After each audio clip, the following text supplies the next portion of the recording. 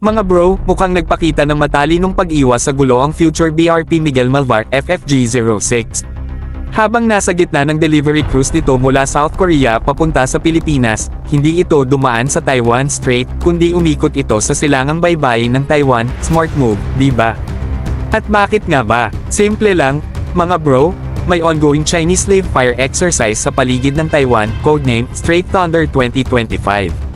Kung dumaan ang BRP Miguel Malvar sa Taiwan Strait, baka na-sandwich pa ito ng People's Liberation Army Navy. Napaaga pa ang first encounter, at hindi friendly, mga bro.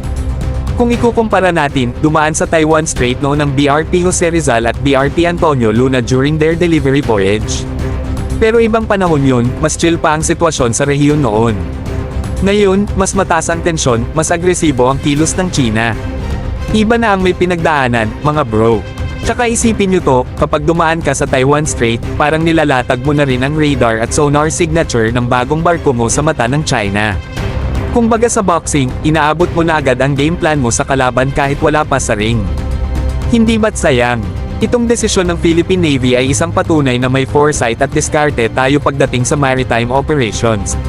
Hindi lang ito tungkol sa show of force, kundi sa strategic movement na hindi nagpapakain sa drama ng ibang bansa. So mga bro, next time may marinig kayong delivery cruise ng bagong assets natin, tingnan natin kung paano ang ruta dahil minsan, ang path na tinahak ay mas matapang pa kaysa mismong barko.